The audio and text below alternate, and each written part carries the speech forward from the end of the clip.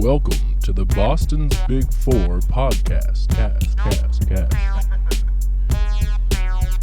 New news about music and sports every week. Sometimes.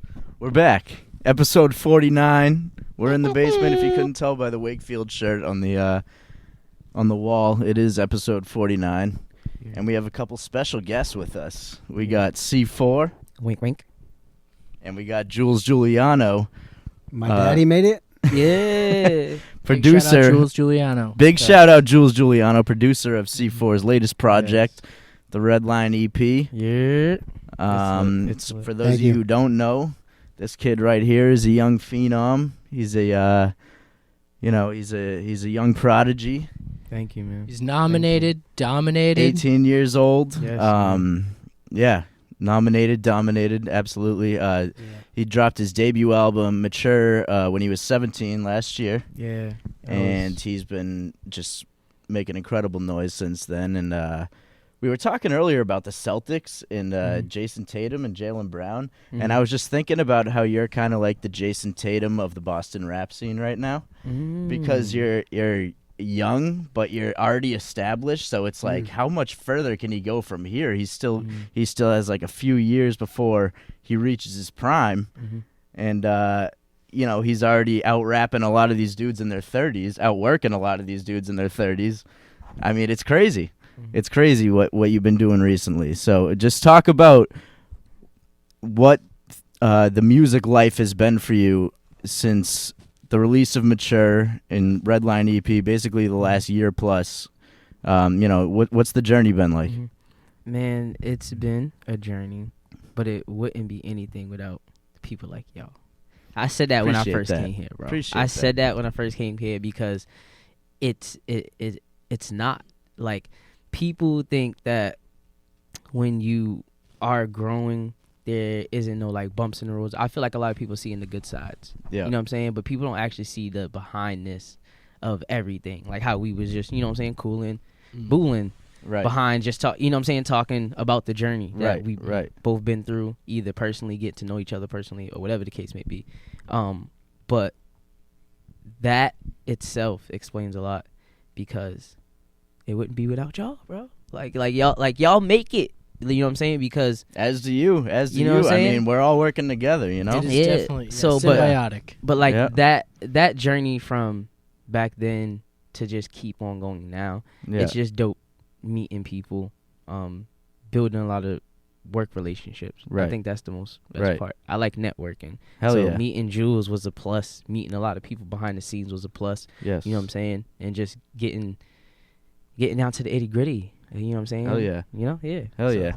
So when did you first start to consider music as a profession, as like your goal in life? I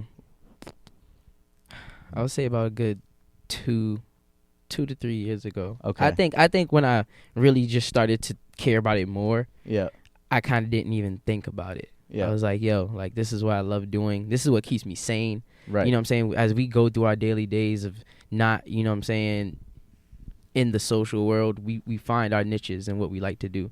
And I was like, music is what I like to do. So like that's all I think about. Like, that's all I do. That's where most of my time goes to. So it's like when it like it's a passion. Yeah, it's a passion. So like a good 2 to 3 years ago, I was gonna say. And you've been making music, or you started rapping. You started singing first, you said, actually. Yeah, I started. I would say I started off a singer because I love singing music more. I like I like more of the sample times. Like I like a lot of old singers, old cultural music. Like, and I think that's where me and Jouls like kind of connected on because it's about being connected with the producer. Of him knowing, okay, yo, you know this from 70s to 80s to 90s. This is a sample that I just dug up from the crates. You know what I'm saying? This is, it's like it's a dope. That makes sense because if you bring a sample in and he's never heard it before, he might not get the vibe that you're really getting at. Like it brings a reference or some sort of a feeling that is associated with the rest of the song. So you bring this piece with an idea. So that makes sense to be on the same wavelength. That's a good call. Yeah. So it's like just being young. Yeah, absolutely. So when did the two of you link up? How'd that happen? 2000 and something. 2000 and something. Oh, so are you? Were you involved in any of like your singing, or did you guys do that initially, or was it all rap from the start? Well, he's singing a little now on tracks. Yeah. I mean, Wave Ride a little bit. Yeah. Not the same. The like. Not the same. Melodic stuff, not the same. Yeah. Really giving it not the same actually. Yeah, not the same. He sings his ass off. It's because too that we did a lot of stuff before, but we've been working on Redline for a good 2 years. Right. Okay. Oh, honestly, 2 years. Okay. Like initially, because I put out Mature before Redline, but we thought about Redline honestly. Like so is that the first thing? Music. So that's the first thing you guys really started working on, like. Or you probably scrapped a bunch of songs and but right. Yeah, we had a couple of songs. Basically, when you linked up, you had an idea to do a project together. Yeah, like that. I feel like for me that was always the goal. Yeah. Like once we did Masterpiece, our first song that we was talking about, I was like, okay, we still got to do more stuff. Yeah, it was more of a time where, you know what I'm saying, I was doing what I needed to do. He was probably doing what he needs to do, you know what I'm saying, in life itself. And then we kind of clinched back together and kind of, it's like collecting the last 5 stones, you know what I'm saying? Like you just get those. Right. But for me too, I was looking for like an artist to work with, exclusively, who like collab, like I liked, you know what I mean? Yeah. To kind of showcase myself as well, like what I can do. But somebody who I actually liked and believed in as well. Right. And but he was how old when you met him? I think 15 or 14. And you were I was like old? 15. I was a couple years, so it's like 4 years ago. Yeah. So what was it like for you seeing it, it's dope. Seeing that type of talent in a kid that young? It's dope because I wish when I was his age that I got into the music like he is now, I always wanted to do music at his age. Even when I was 16, 17, I always wanted to get in music. I just didn't know how. I didn't have any mentors. I wasn't locked into the scene. I didn't have anybody to show me like, hey, go to a show at the Middle East and you can meet some people, or like any networking. So later on in life, I was able to kind of meet new people and do things. I went back to school and I became an audio engineer through school, and I met a lot of people. I did some internships at like the Middle East with Leeds Edutainment. And I did an internship at the Bridge Sound and Stage. So I got to meet a lot of people later on in life that I kind of wish I could have met, maybe even 10 years ago. Yeah. Yeah, same here. It definitely takes that experience to, I mean, you found the way. So yeah, eventually I found the way because that music wouldn't leave me. That's what happened. Like as much as I tried, I gave music a shot. And when I couldn't figure it out, I thought I would give it up.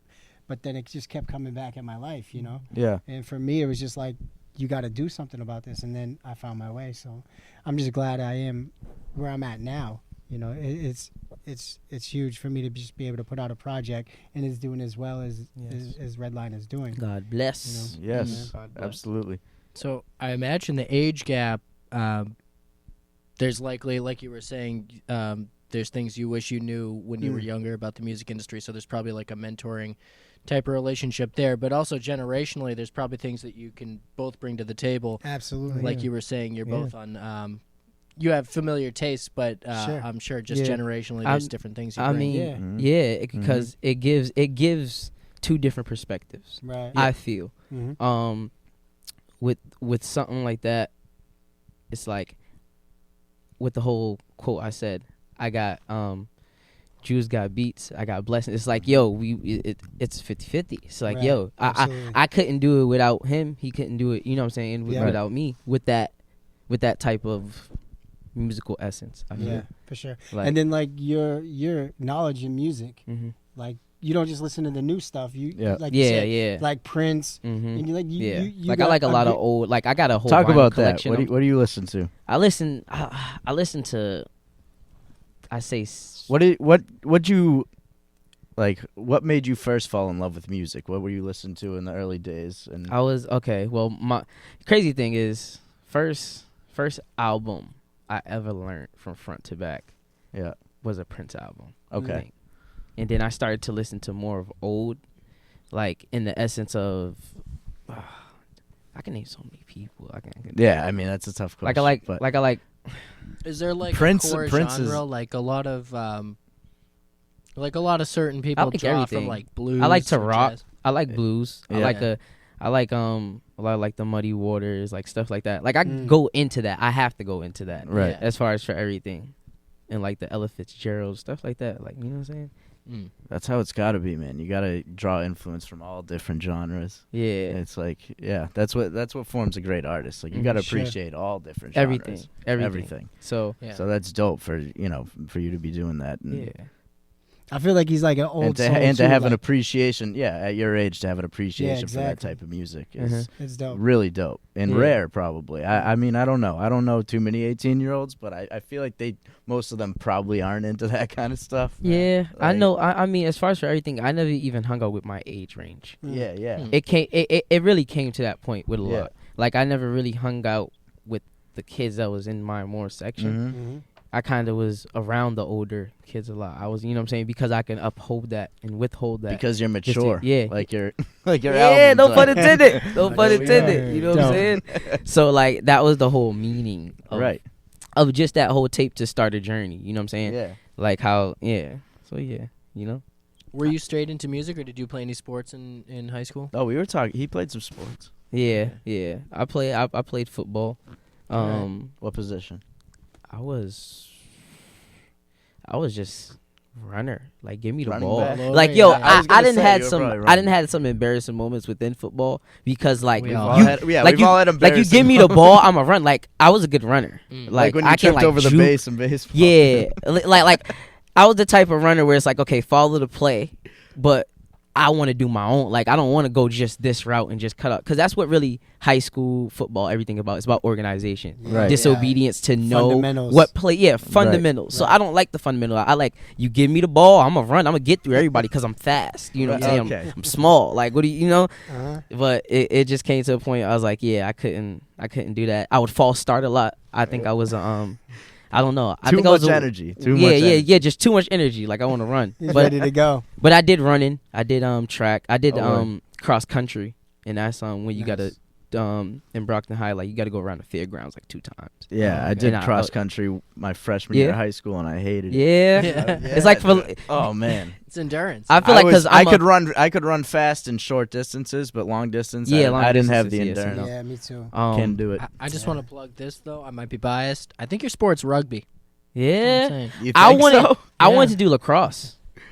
Lacrosse. Oh, yeah. Okay. I mean, it depends because I think you should do horse racing. I don't know. Is it violent? Is lacrosse violent? I honestly like Teen Wolf. Teen Wolf was about doing lacrosse. Yeah. So it was like, yo, you like, get the references. Yeah, dude, like there was a you know what's funny? There was a Teen Wolf. Oh man, I'm dating myself. ABC Family, Big Wolf on Campus. Does anyone remember this show? No, I don't know what you're talking about. It was basically Teen Wolf. You're all alone. It was the same thing. It was the same thing as Teen Wolf, but it was like a different show. Oh. So now I'm like, because I don't watch Teen Wolf, but I watch. Wait, are we talking about Teen Wolf the movie? I mean, there's a movie, but there was an updated one on. There's a movie. Michael J. Fox. Yeah, MTV. that's funny because I'm that's not what I even remember. Including That's that. how old I am. I like the one with the MTV one they did. Oh, they did okay. the series. I haven't seen any of them. I don't know what you guys are talking No, about right now. I'm lost. man. I'm with you. I'm right with you, Jack. But yes, but that's the journey. You know what I'm saying? It's All right. just, you know, This carousel Anyways, take the Thank carousel. You. Thank you. That's our saying when we get off topic. Bring this carousel home. It doesn't even make any sense. But our guy Easty said it on the podcast once. Shout so out that's Easty. our saying now. Shout out Easty. Yo, speaking of the Mature album, I've been meaning to ask you this. So what's with the moments of silence at the end of some of the songs? those was on purpose. For what reason? Are they moments of reflection? It's not even moments my of guess. reflection. I It's apologize. like because I thought my phone was broken the first time. I feel like I feel like it's a meditation. Some of the songs that Yeah. I picked was specifically for you to sink into it, Okay. honestly, and get lost. Like, okay, like just think about the whole song. Like when that dead space is there, you're in dead space. Yeah. Like what? Like so when my song goes off, what do you think about after? You know what I'm saying? I know Kind of exactly hold it. What you mean? No, I get that. Like if someone had a cue going, and the song that you had them on puts them in that space, and they're like, because we've all heard that song where like sort of like your chest sinks, like your Yeah. stomach drops, like you fell, but Yeah. you've just been sitting there listening to the song, Yeah. and all of a sudden you're just like, you come out of the song, and then like Katy Perry starts playing, and you're immediately out of it. So it's that's like you give that minute or second for everybody to kind of also feel that. If you're listening to it like with people. And, as soon as the song ends, like, you're still discussing that song or you're talking about it. And now the next song is on and everyone's talking over the next song. You know what I mean? And so it kind of gives people, like, a moment to reflect on it and talk about it before the next one comes on. So I kind of like that. It's like it is good to give the space. Yeah, it's like an intermission. And, and it comes to a point where mature is all about time. Yeah, it's all a concept of time, honestly, because I'm that type of person. Like, I'm a off time, on time person. I'm trying to be more on time now. It comes to a point where it's like, bro, when you really think about time goes by fast. Yeah, it does. So you see, business, always business, and it's not gonna get the answer. So it comes to the point with that. It's like, hey, what can you do? Time ticks. You gotta consume it. I guess relative to time, this reminds me. So I was starting to ask you earlier, and we were going to keep it for the podcast. In Mature, you sort of start with like sort of the you can tell they're like more of the hit home kind of feel songs. You're explaining like your journey, your goals, and things like that, and then you kind of hit us with Flex, and then you hit us with Bang. Are these intentional? Because I sort of felt like I was like, all right, this is like an emotional album, and then I got hit with some more like some quick stuff and maybe more like what I'd expect from the genre, like almost braggadocious with Flex and things like that. So. It was to give that sense of I got a rhythm, I got a feel for music, and like to really express it on a stage, because I'm all about stage presence. Like even when me and Jules talked about a lot of the songs that we did, I was like, yo, I got to see myself performing it.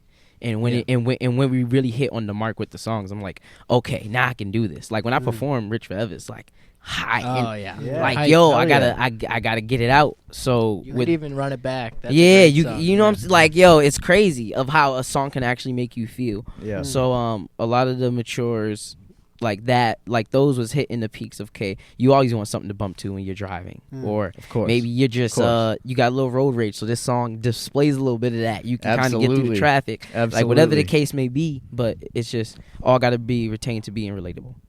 Okay, so it's more like a variety trying to for that stage presence. Those songs are gonna bang live, so like they're gonna hit. Yeah, like Bang is. I do that, and it's a crowd response. You know what I'm saying? It's like South Side, West Side, East Side. Like we're all doing it together. Let's get hyped up. Let's you know what I'm saying? So yeah. So you're really passionate about your live performances, obviously. Like, yes, that's a big part of what you do. I love live performance. So when did you start to fall in love with that? Like what was your first big performance that really you really got hyped for? I done had a couple moments. You opened for J-Rock, correct? Yes, that was lovely. Yeah, that was lovely. I want to shout out to Leeds and them for doing what they did, because it wouldn't. I would never been on that stage if it wasn't for them. Honestly, they put together a dope show. It was what was it? Because a lot of people was on the card. Like it was like rounds that they did. The rap race. Was the this rap on the race. corner? Rap race. Yes. In the corner in the cafe. Yeah. So I saw this on Instagram afterwards. The Hero was there, I believe. Really? Oh no! Wait, that was the local that just happened. But this rap race that they did was like a year ago. This is like a year ago, 2 years ago. But the Leeds local was dope. The Leeds local was dope. If anybody didn't go to that show, this was kind of similar to that though. Leeds did the Leeds local thing where you had performers coming from the area. Big shout out. So similar thing. Yeah. So the rap race, we a lot of people was in that. Though. Duke Karan was on that. Yeah. A lot of dope people was on that. Too? Yeah. Who? Plotmore? Plotmore was on it. Plotmore. They was on it. So it was dope. But I guess whoever won the rap race, they got like a prize, and then they got like a lead show. So it was dope. Studio time too, right? Did you win some studio time at the Bridge? Yes. Yep. That too. Dope. And then we used it. Yep. Shout out to the Bridge Sound stage as well. Shout out to the Bridge. So shout out to Archetype. Bridge, hell yeah. They sponsor a lot of the shows that Leeds do as well. Yeah. So once I did that, I think it was really dope, because after that it was just a vibe. After that we hit Harvard, which was right next to Cambridge, and me and my friends kind of celebrated. So it was dope. It was you guys hit a fun area. No. It was just a Harvard party. Okay. Oh, just a Harvard party? Yeah, Okay. just a Harvard party. So it was good. It was dope. Word. It was Keeping dope. it classy. Yeah. Hell yeah. You've been doing some shows lately. You opened for Brandy Blaze. Yes, I love Brandy Blaze. Brandy Blaze, her that's the sister album right there. release show. Yes, it was dope. That was my first time performing at the Rockwell. Sando was there. Shout out to Sando. Shout out Sando. Big Oh, shout out Sando. Shout out Sando. his Yo, job. he said he'd be like, yo, you don't give me no shout outs. I gave him a shout out. And you saw this, you're witness to this, Jules. So It's on yeah, camera. Yeah. So yeah, it was dope. Oompa was there, she performed. Shout out Red Oompa. Shades was there. Shout out Oompa as well. Shout out to Optic Bloom. Optic Bloom, T-Lux word. was there. Okay. It was just dope. Everybody was really there, honestly. You know what I'm saying? Word. Still Gold was there. Everybody was there. Like everybody was there. Gold, Damn. they're good. It was a good night. Hell Good yeah. night. But yeah. That show. Sounds like a fun night. Yeah, it's a Brandy stacked Blaze lineup. too. Speaking of Sando and Brandy, they did the Tiny Table submission. Yep. Brandy. Oh, for Tiny Desk? Yep. Tiny Desk. Tiny Yeah, Desk. I always Tiny get it Table. wrong. I'm gonna get it wrong every time, even though you corrected me right now. I was calling it like Little Desk, Tiny Table. Anyway, I did the audio for that with Sando, so Yeah. that was Big kind of show. dope. Yeah, but Brandy Blaze is dope. She she's put dope. on a She's show. Great people too. She put on a show. It was just dope vibes in the night. Word. You know what I'm saying? Word. So we got to get into this wink wink thing. Yeah. Right. Is okay. Wink, wink. We all got predictions. What wink What's the wink is? I think I it's honestly don't even have a prediction. I have no idea. Oh really? I So mean, I don't know. I guess I'll just I let guess you I explain. could brainstorm a little bit. just Yo, have what's your thought? I just have a feeling that it makes you. It's like a suave. It's an indication that you're a suave guy. Wink, wink. Like come see more. You know? Yeah. Come see more. C4. Dare I say I'm explosive? Okay. This is me speaking as you. This is speaking as you. This is how you'll talk to it. This is okay. Yours. That's how he talks in the mirror. Wink wink. I don't know. Man. I guess it's just like I don't know. You're kind of like mysterious. There's a lot to uncover, you know? Like when someone winks at you, you're like, "What was that about?" You know what I mean? I mean, So, like, I don't it's definitely not to be on a creep status, but Okay. it's more of Yeah, I didn't think so. it's more, you know, some people think that though. I'm like, Okay. nah, it's just like when I do it, it's like whoa, like, Yeah. we wink, like was, you know, or like you know what it is. Like I Yeah. mean, it's just for me being in preparation. I mean, and- it's good. It's like you got to have like a catchphrase. You know? Yeah, you know what I'm and saying? that's a good one. That's a good one. Yeah. That's one that'll stick. You know? yeah, like a you know what I'm knowing. saying. Yeah. So I picked that for it, and I think that was just it. And me having the name, why not? Yeah. Hell yeah. Why not? The name. Let's No, get to no. the name. C4. How'd that come about? That came about because it's from my real name, Okay. my actual name. Really? My full name is Cologeno Okay. Carleone Capone Chambers. Oh, so you have 4 C's. No I way. understand. Yep. That's I You have got 4 4 C's. C's. Got 4 C's in my name. So you see 4 C's in my name. and because you're explosive on the beat. Yeah, C4. yeah, you know, Gotta love it. like you know, I don't know. So I was like, at first I Damn. did have it as C4. I had it as like bang, like Yeah, spelled yeah. like a bomb.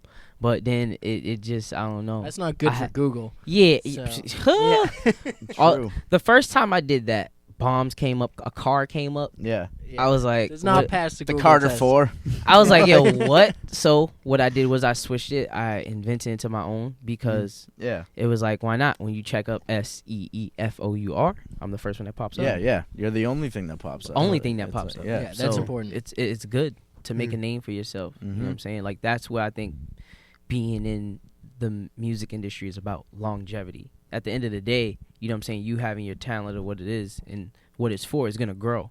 So I was like, you know, just having that name and having something to stick it to, because I know a lot of other C4s, or people be like, yo, have you ever heard of this other C4? Like really? Oh, like really? I've actually met C4 the Bad Wolf. Like there's actually someone out there that's C4. Oh, so really? so people say C4. I remember we was in a room at the same time. He's like C4. I don't know which one. You know what I'm saying? So Turned, God. yeah. but yeah. So The real C4, please stand up. stand Yeah, up, that's please you. stand up.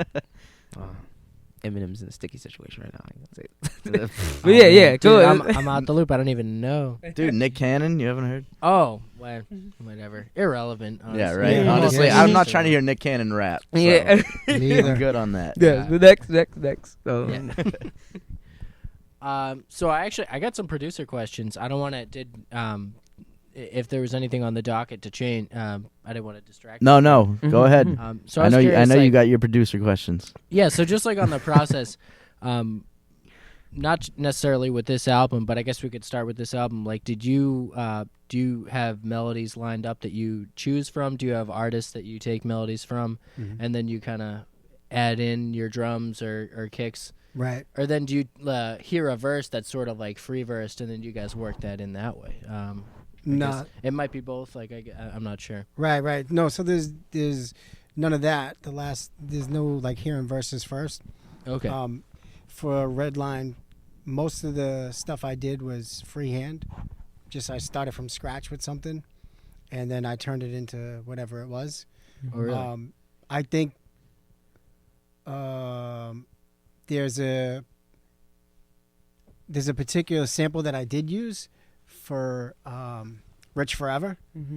I commented on that post. I love that beat. That's kind of I crazy. love that beat. So okay, the violins, I was gonna ask if you could play violin. I cannot play violin. Okay. So don't ask me to play That violin. beat's fire, though. But all violin your bar players hit mitzvah. us up though. We need violin. We need players. violinists. Violinists, sound off in the comments. Sound up in the But comments that- if you've played violin before. That Look at the sample- comments. All right, yeah, over there. For real. Oh, yeah, this guy, he does. Live. Oh, this guy Live plays. right This now. guy He does. He All got right. us. So that was like a stock sound Mm. in Native Instruments plugin called Battery. All right. So it played, Mm. and basically, not in that way. Like you had to hit each key for each sound, and then I played it to that particular melody, and then I was like, I fuck with that. So then I did it. I laid that down, and then I started messing with the drums, and I did the drums, and then I did the 808s in there, and I actually recorded myself making that beat, and I posted it on Instagram. Yeah. And I was like, this is the beat, whatever. And C4 commented like, I was like, fire. Oh, Like, shit. I want it. Oh. Yo, just know when I comment fire under something. Yeah, send that shit He to means C4. that shit. Because that shit's Yo. about to be fire. Listen. Right. And then, yeah. I sent it over to him, and then we hit the studio, and he recorded that shit. Yeah. And So the rest that is particular history. song. But for the most part, all the music, all the production is original stuff. Okay. It came from some kind of native instruments or Yeah. like some kind of instrument that I found, and then I just produced it up. And it starts with like the bare bones where we'll send him a beat, or I'll play him a beat, and then he lays his verse, and then later on I'll like produce it. I'll do post production stuff where I'm like, okay, it should drop out here, or maybe I need to add a drum roll here. And then even further than that, we did a focus group where we got feedback on all the work we had done so far from some of our peers who like we really respected, and they gave us some feedback, and then I used that feedback, and I made like Not the Same, for instance. That was the same melody through the whole song. It was just the beat. It was just the way it was, the whole song. Yeah. And it did a little bit different thing for the chorus. Like I dropped the drums out, I think. Then after the focus group, I got an idea from somebody to kind of add some more drums in there and speed it up in the chorus, and that's what I did. And Not the Same became a song that I just actually liked even more after I did more production on it. So Yeah, it's a great song. yeah, I So- love that one. That's my joint. Yeah, Yeah, absolutely. Not the Same for sure. So the focus group, how did that come about? Like, whose idea was that? So I mean, I guess we threw the idea together, but I Yeah. kind of was like, C4, Yeah, like, I think we should do a focus group. And he's like, Yeah. I think that'd Low be a good key, idea. it was all Jules' idea. Okay. Honestly, I'm gonna give I'm him trying to be props. humble. I'm gonna This give guy, him he props don't for wanna that let because me- I was like, we can do it, Yeah. and I've never did it before. So Yeah. at the end of the day, like it was just kind of like how we was just vibing and how, you know what I'm saying? Like I showed y'all some stuff. It's like, yo, Right. okay, what Right. do you feel about this? We didn't Right. know how we would get that response Yeah. from one person to the next to the next to the next. We can Exactly. kind of shortcut it, put everybody in the same session. Mhm. Why not? And kind of get everybody there. We had papers, handed them out. Yeah, with What can we do specific in a questions like about each song. Every song we played, That's and then we awesome. had them give some feedback on it. feedback on it. So Yeah. it was That's dope. It was a awesome. dope vibe. I really invited. Where'd you get that idea? Have you heard of people doing that before? I came up with that idea because people use that for business all the time. Yeah. Oh, like that's the car commercials. Yeah. Right. You know what I mean? Yeah. Just like the business idea in that. And then I thought like, but if we got the right people, like people who we respected, people who like listen to music, I thought if we take that and put it together in a room and we get some feedback, we could get an honest idea. Because if you think about it, you get 10 people in a room and you ask them about a product, you're going to get 10 different perspectives, you know? And I just wanted that. And I wanted to use and everyone was helpful. They really were. And like use it in a real way. You know what I mean? That's so like, you used a lot of their advice for the project. We did. Yeah, we got some really good feedback. Word. And we used that advice. Like I went through those notes, every single note on every single song, and I was like, okay, that definitely makes sense. Yeah. I was like, okay, I could see how they said that, but I'm not going to change that. Yeah. Right. Like I understand why they said like the Rich Forever, how we do the slowdown at the end. Yeah. Like a couple people were like, take that out. And I was like, no, I'm going to leave that. Because that was like my creative process when I was mixing the record. Because I recorded, I mixed, I edited, I did all the production as well. So like to me, that was like my baby, all the music. I wanted to put my everything into it. Yeah. And I felt like doing the focus group would be like helpful. Helpful in a lot of ways, but like also like showing like I put everything into this that I possibly can, and I got feedback from people, and I'm like, I wanted to deliver the best product we possibly could. So were you mostly looking for feedback from producers? Yes. Yeah. And we had some people who are artists. We had producers and engineers. Yeah. Strictly beat makers, strictly producers.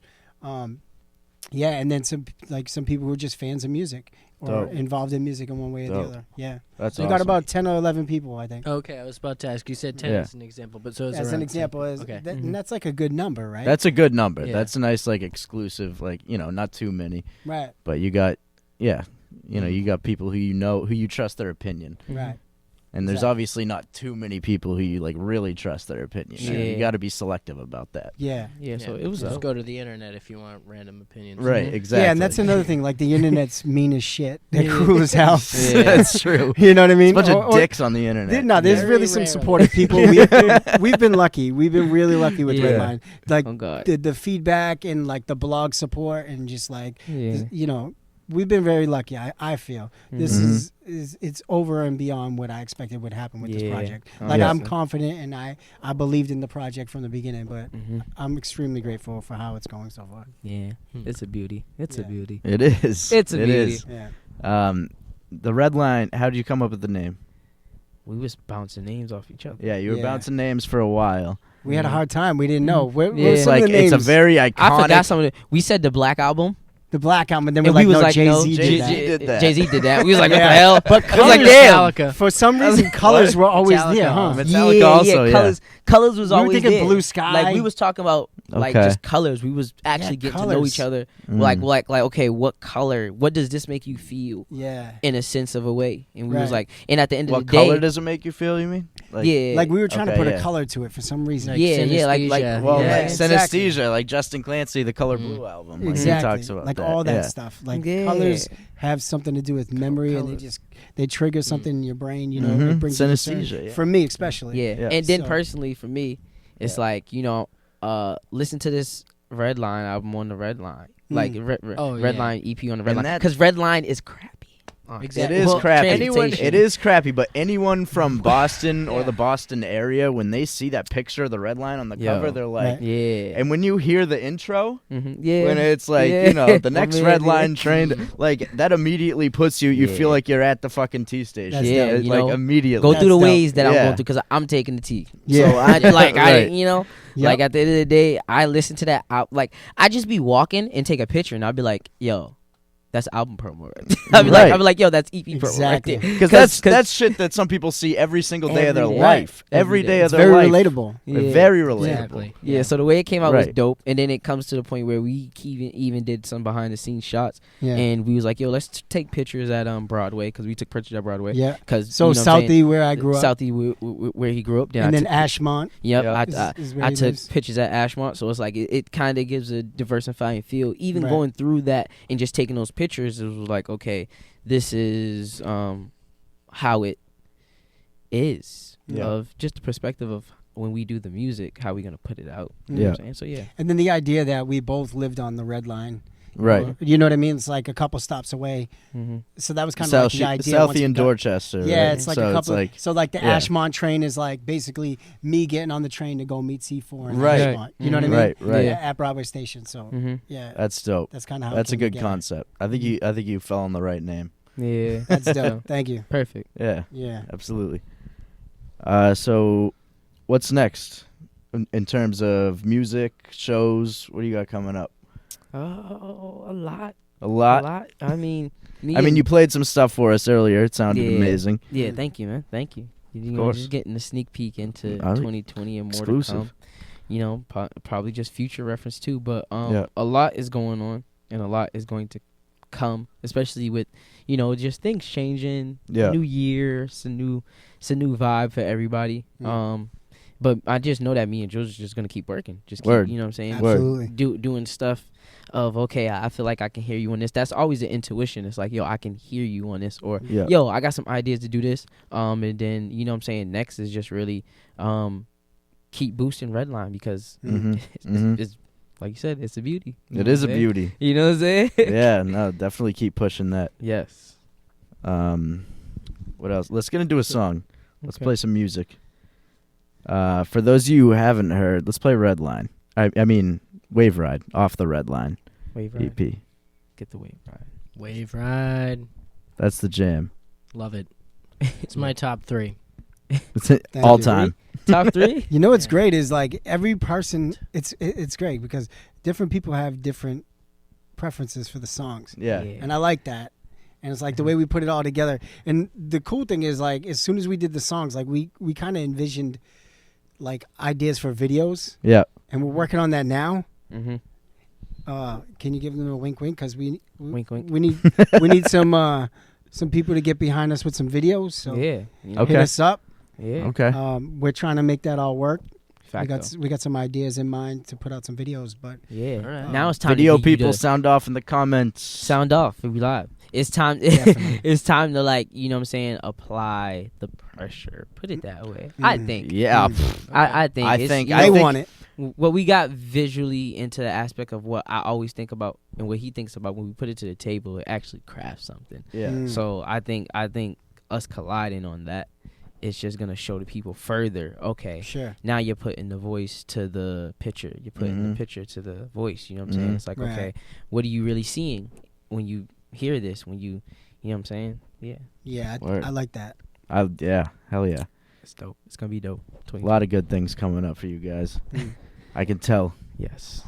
Always. Let's get into this song. Wave Ride. It's a wave ride.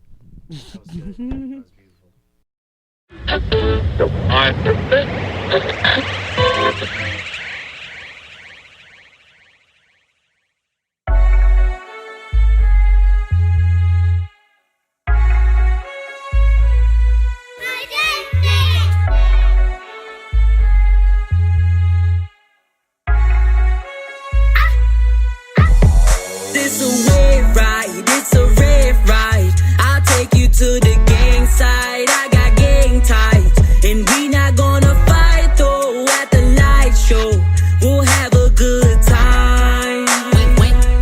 At the wave ride, gold don't make that man. Understand that the man makes gold. Have confidence and be bold. I demand everything, I'm old. I know bros that done broke every code, tryna kill me and end my growth. Niggas don't understand that I'm a GOAT. They gon' know me wherever I go. And that's from Boston to Brockton to Quincy to Malden to Worcester. I'm ballin'. I'ma call your bluff cause I'm all in. I need aspirin for my headache. Yeah, the internet is pathetic. I'm authentic, so give credit. Yeah, my music is giving out a message. Jews got beats, I got blessings. They caught in their feelings, no second guessing. I'm living and I'm flexing, no one stressing. I got 2 friends, Smith with a Wesson. No half stepping, Big Daddy Kane, barrel, whoop. It comes with a gauge, sipping, whoop. Burning on stage, Austin Powers, oh baby, behave. That was Wave Ride. Beautiful track. Love that track. Have a good time At the wave ride. At the wave ride. Why do I feel like my mic's not working? Is it? I can hear you. Can you hear me? You're coming in and I can hear you. Okay. All right. I can hear never you. Mind. You can't. I can't hear me. You Turn me up in my headphones. For real? That actually that's concerning. That is a little concerning, but it's fine. I can't hear you, and I see your levels. So all right, we're good. we got levels. Yeah. All right. Trust I'm the on process. my level. Actually, trust the sure, process. Make sure this part's not pulled up. Just check that. Technical difficulties, folks. Thanks for being with us. It must be me. Yeah, Wave this Ride's side's dope. working. Oh, that's Definitely your headphone. Yeah. Yeah, something's wrong with the cable, I guess. Anyways, It's all good. Yeah, whatever. We'll figure that out. I'm not gonna ruin the party. Yeah, you got one side. Okay. Well. Yeah, Wave Ride's a great song though. Wave Ride is a great song. Yes. Redline's a great album. Thank you. EP. Sorry. EP, yeah. But I did have a question, just like for production in general. This is for you, obviously. So if you had, just for other producers out there, like if you could give them just like one tool or a feature in any software, it's not software specific, but just like what they would use, if they had one piece to use, like would it be like EQ or compression or would it be EQ? It is EQ. It's EQ. It's EQ is what takes a sound that doesn't sound so great and makes it sound more polished. Like the compression helps, but then you could use automation if you didn't have compression. Like it's about just keeping the levels right. I mean, I love compression, don't get me wrong, but if there was only one tool I could use, like plugin wise or something like that, it would definitely be EQ for sure. Yeah. And I guess as far as EQ goes, that's typically native to software. Like you don't have to buy any plugins or anything like that. Yeah. Right. Some are better. Like if you go with Isotope, they got Shout out Isotope right here in Cambridge, Massachusetts. They have some stuff that's just crazy. Neutron, for example, the EQ is just so intuitive. Like it gives you an idea of what that particular sound should use for EQ. And then like you can build off of that. So like you could say, you could press a button and use artificial intelligence and it's like, this is what we think this sound should be. And then you go like, oh, that's not bad. And then you can kind of work around that. It gives you like a starting point. Genius. But like EQ, Isotope's crazy. Yeah. Isotope is just crazy. I love all their stuff. I use all Isotope, especially for Redline. It's been mostly Isotope, and then I have a couple of other stock plugins or free plugins that I use. That We need an Isotope sponsor. Absolutely. Big shout out Isotope. Please. Shoot your shot 2020. Definitely. Jules Juliano wants some Isotope. I spend all my money on that stuff. They got my money all day, but then they could have me as, as a sponsee. Facts. Absolutely. Do it. We would I'd love to do that. Facts. All of us would love that. Boston's Big Four, Jules Juliano, Isotope. If you could just like sponsor us a little bit, that would be sick. Or just send some plugins. Like give me that Neutron 3 or a free update. He got like I'll work with you. Free update. That's all we're asking for. I'll wear all your T-shirts. Christmas just came. Yeah, come on. Late No, but Christmas gift. Isotope's Big dope. shouts to the layman who's trying to get into things. There's lots of deals right now, holiday deals. Check out Isotope Software. Just telling you, facts. check it out. Yes. But Now yeah, we I gotta really appreciate tag that Isotope advice. in this now. Yeah, we got to tag Isotope. We got it. I really do appreciate that advice because, I mean, just as someone who's trying to work with audio themselves with no formal audio engineering, I do engineering. Advice is always welcome. I remember you were saying this like a couple weeks ago. You were like, yeah, I've asked so many people and it seems like no one knows what the fuck they're doing.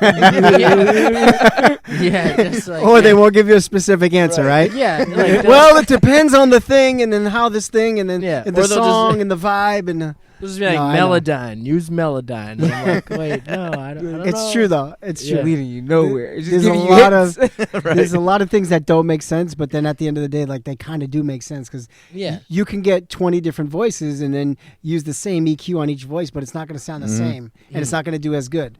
It's because every sound is different, and that's what separates it all. And a lot of those tutorials you find are kind of like, it's not like always set your this to this range or that range. It's like just try it until it sounds right. Sure. And some people just have better ears than others, so that's kind of And that takes works time. out. That comes with time. That was Yeah. such a blessing on the EP because he knew what sound like what was supposed to sound like what and when we came together and do it, it was like bang, it was like that. Yeah, and then we kind of like brainstormed two ideas. Yeah. Like you kind of told me what you thought it should sound like, and then I was like, all right, let me take that idea and see what I can do with it. And I tried a lot of new stuff, which was really dope because I did so many different versions of your voice in so many different ways. And then I was kind of like, oh, this song, that actually works. You know, because some songs, it just didn't work, you know.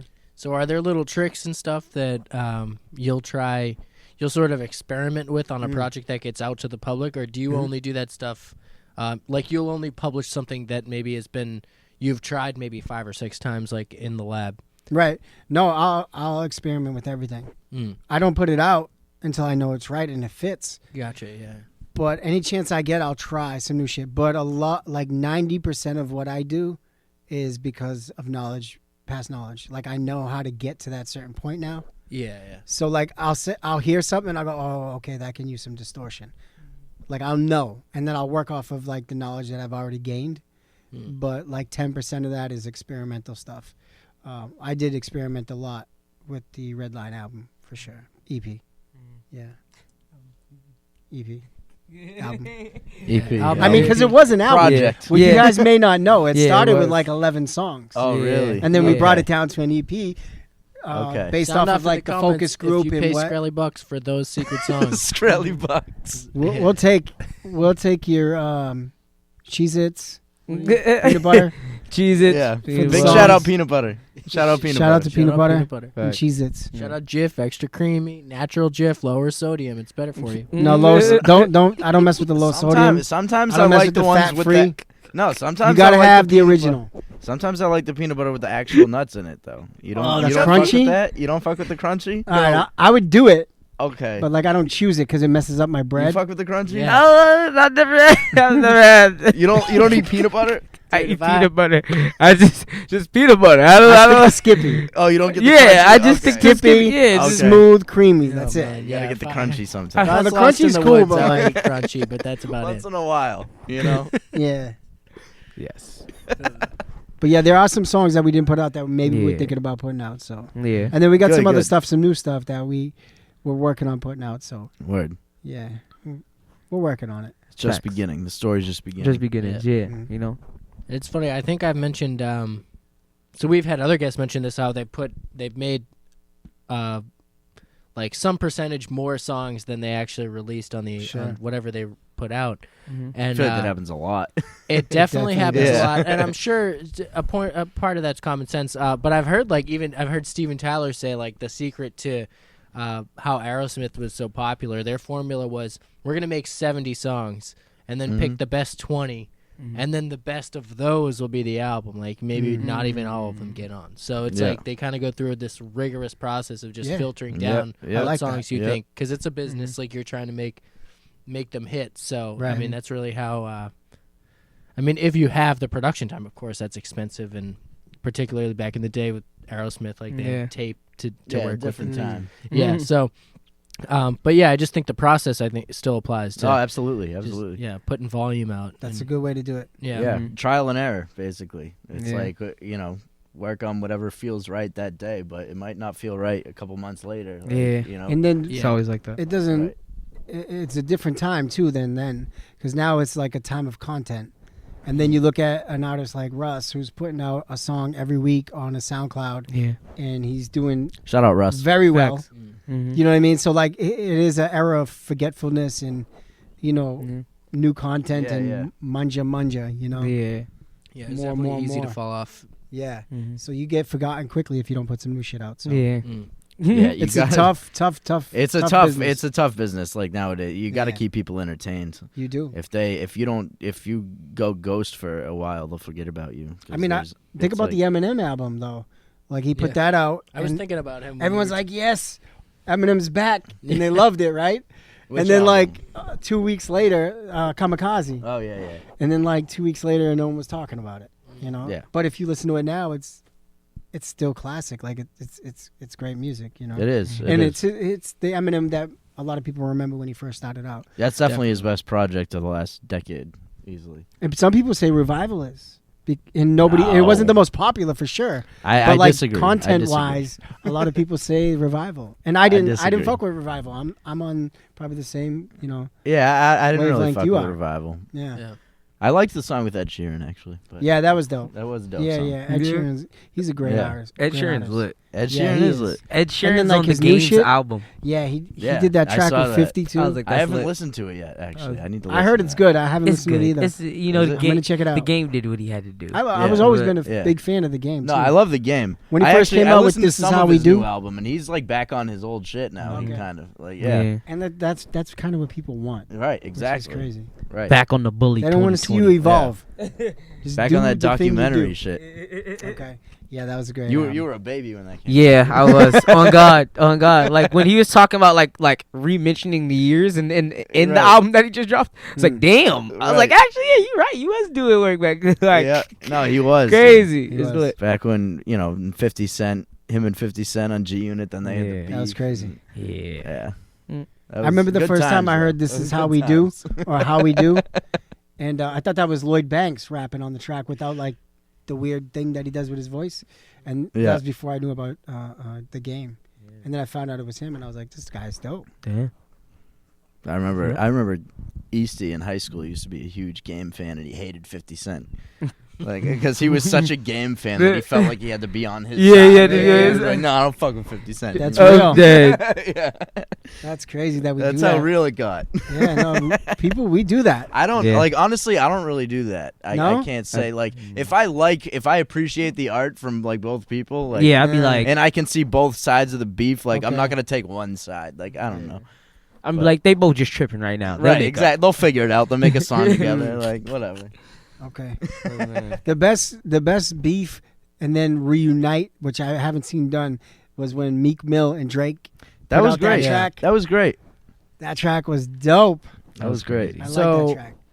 Jeez, I don't know if this is a humble brag or whatever, Uh-oh. but I was at the show when Meek Mill came out in Boston with Drake. Oh shit! I Yeah. forgot you were at. I that. was at that show. Yeah, with That's a good Migos. record, man.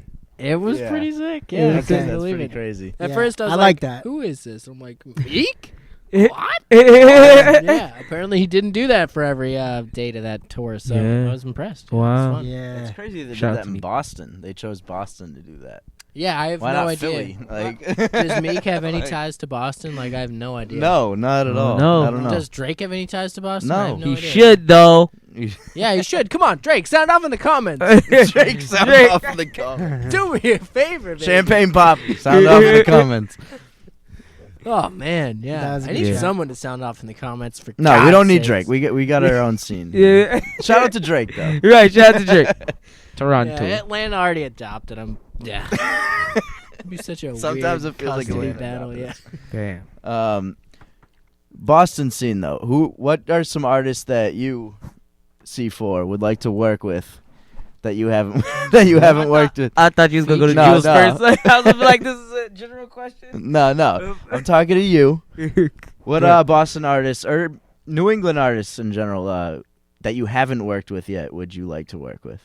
And Like, who comes to mind? categorize it? Is there someone you'd like to feature on, and someone you'd like to have as a feature? We're getting real specific. Oh yeah.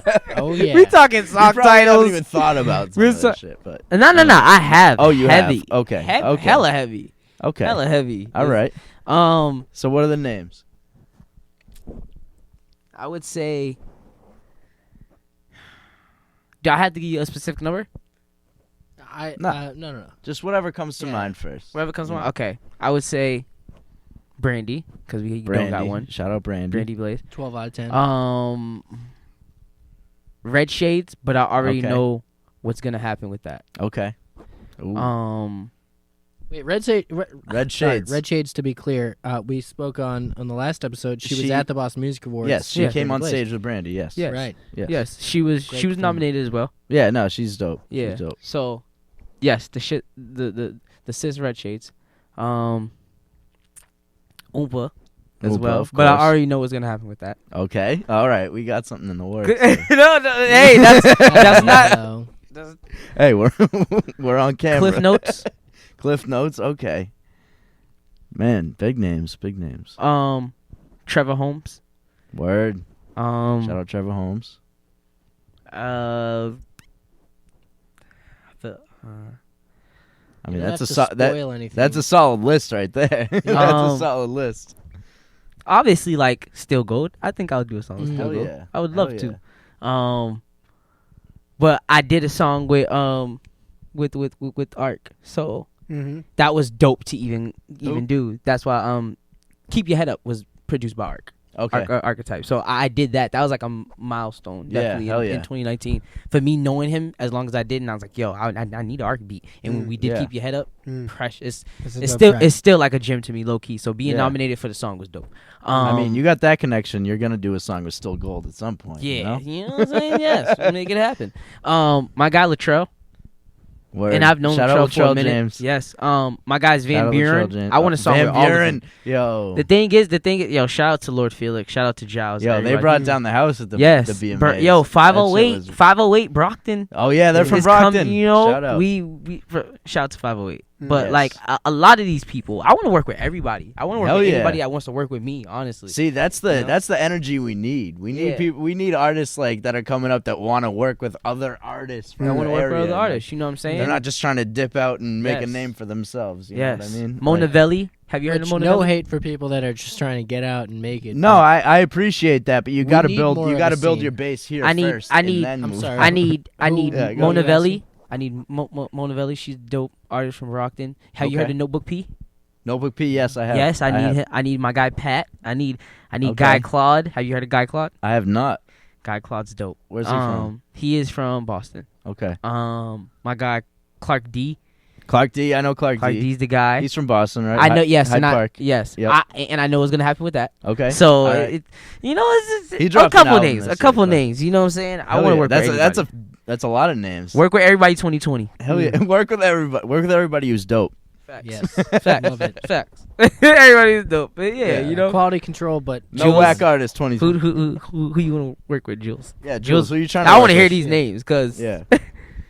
I mean, as a producer, because Jouls definitely feeds me. He be like, yo, I got this beat. Listen, I'm gonna dish that to you. I'll be like, okay, this is heat. I can do something with this. I would definitely like to work with Token.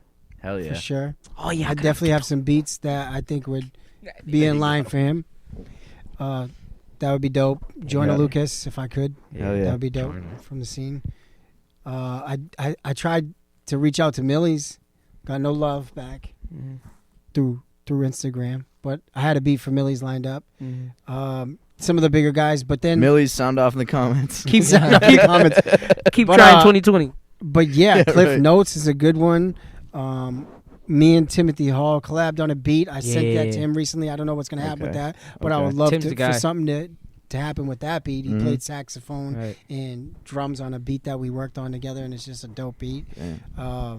There's a lot of artists. I mean, I've been trying to send beats to Justin Clancy for a little bit. I haven't really found anything that he's really vibing with. I gotta work with Justin. Yeah. I was like, yo, Justin. I was like, yo, Justin. When we work, making him beats, we gotta work. Yeah. I was like, I don't know what vibe. I don't even care if he pulls me into the studio and is like, this. I will. I will try to hit the target as close as possible. But it's a vibe. I'm trying to work with Stiz Grammy for the longest time now. Stiz, he hasn't put out any music in a while, right? Right, since the Locked in the Vault project. And I love that project. Fucking was dope, bro. I love that. I send him beats. That's when I first started writing about the scene, and that project came out. Hell yeah! I did a write up on it. I was bumping that all that summer. That was it's a that shit. Shit's fire. Yeah. And then he stopped making music. And he stopped making music. He did record some hooks. I know he's got his radio thing in the. He got the radio thing. He did record some hooks recently at my spot. Okay. And I sent a joint to SeeFour that we're trying to work out. Word. We'll see what happens. With the eyes. Huh? With the eye? Yeah. That's definitely gonna happen. We gotta just finish that track. I love my verse on that. That's definitely gonna happen. The hook is dope. And then Superstar Snuck I've been trying to work with for a while. I'd love to work with Terminology. I got a chance to work already with Justin, Rex, and Right Hook from Boston, which was a big deal for me. Yep. That was a dope record. I really liked that record from how it began. Oh, they're all on it. Yeah, I've heard that one before. I've heard that one. Yeah. On My Own, it's called. That's available everywhere: Spotify, iTunes, all that. Yeah. That was the first record I ever put out officially. Shout out to Leeds for helping me put that together and just it was a great opportunity and a great moment for music for me. Yeah. But yeah, Rex, that was a huge one for me. Yeah. Like, I'm a huge fan of Rex. Shout out to Rex. Him on a record, like, that was a big deal for me. I want to work with Slane, and I maybe something there. We'll see what happens. Yeah, just there's a huge list. I have so many people who I could mention. What about outside of New England? Like, if there's any artist that you really think matches like your style that you could really vibe with, like, who is it? I would love to work with Post Malone. Post Malone On a bigger level. Okay. Post Malone. I got some beats definitely that I. Are we talking big artists? Yeah. I'm saying anybody. Anybody. Now you're saying anybody. Definitely, like I said, Post Malone. You can go next. We'll be here an hour. Eminem. I would like to work with Obi Trice. I mentioned that a little bit earlier. Yep. I mean, there's a lot. New school, old school. I had a beat that I tried to send out to Little Uzi Vert, but like, oh shit! I seen on Instagram one day, Uzi he posted like, if you got beats, send them to this email. Yeah. And I sent it, and I kept getting like a response back, like, this email's like. It's not it. No, it was it. But it was like too many emails. It was like overloaded or something. Yeah. I heard if you just run up on them in public, they'll give you a scholarship to college. No, that's crazy. I'm blaming Have you Cisco. seen that video? Cisco, your network should have been able to handle that volume of emails. If you guys maybe could just have bandwidth, if you could just have the bandwidth to handle that many emails. Lil Uzi Vert, maybe you didn't pay for it. Come on. Sorry. But yeah, I can keep going, so I'm gonna let SeeFour fire off. Let's go. Any artist, anywhere. Any artist. I would say. Who's number one? You got a number one? Smino. Smino? Yes. Do you know who Smino is? How do you spell I want to work with the baby too. The baby. She was buffing it. Okay. Definitely. No, I fuck with the baby. everyone fucks with the baby nowadays. Smino is from. Could you spell it, please? I'm sorry. I've definitely North heard Carolina, I think. Okay. Smino. SMINO. Now like I got apostrophe? Is it No, it's apostrophe? just SMINO. Okay. Saba, he's from Chicago. Oh, I know Saba. He works with the Palmer Squares. Yeah. Yo, I heard of Saba recently because I was Ubering somebody and they were like, I was playing, you know, Kari from Providence. Have you heard of him? I was playing him. I think so. And they were like, oh, you know Saba? Like, he sounds like this, like from Chicago. He works. I was like, oh, okay. With the Squares, yeah. I was like, never heard of. Okay. Palmer Squares? Out all the time, You know the Palmer Squares? I do. Yeah, they're dope. I actually have a similar, dope. sort of a relationship with them through somebody else. No way. No, I don't know them. I fanboy them hard. But here's the cool thing: is we did the. I'm like, is this serious? Like, does he really work? Like the third member of the Palmer. That's awesome. Yeah. No. So my company name, my production company, my music company, whatever, it's called 100J, and I was doing some shows a little while back, a couple years back, and I did a show called the Whiteboard Tour, where I got some local guys from the scene on that show. The what tour? Whiteboard Tour. Whiteboard. Okay, I thought you and said it was white Sweatshop, boy tour. Sweatshop and Al Green. You know these guys? Yeah. So I did a tour for them. Gary Busey. That's with Palmer Squares. Yeah. They did the Roger Clemens song. Oh, man. The Roger Clemens song? Yeah. That shit was crazy. Anyway, you should check that out. I got to check that out. I was there, Boston stop. They reached out to me through Composition, who's now Colin. Yeah. Used to be Composition. Colin Mitchell, right? Colin Mitchell, yeah. And Shout out to Colin. Shout out. So we put that all together. We got them on the radio. We did a radio spot for them on Underdog Radio. Shout out Underdog Radio. Yeah. And, I went there with Easty like a few years ago. He went to like promote one of his songs. It was so funny. And we did the whole thing. We set up this. We got some local talent on there as well. And while they were in town, we also hit the studio, and they were putting together a feature for Palmer Squares. Wow. And I recorded that feature on one of my beats. That I don't know what they ever did with it, but it didn't end up doing anything. But later on, Sweatshop Steve, he actually I think did a track or went on tour with them just recently. He goes by a different name now. He goes by his real name, I think. Oh, now. Stevie Ray, yeah. Stevie Ray. Stevie Ray, yeah. I saw him in September, yeah. Dope. He's good people. Oh, it was awesome, and Al Green too. They're good people. So, Call me Stevie Ray. Shouts out, Call me Stevie Ray. Yeah. Yeah, they are awesome. They're great.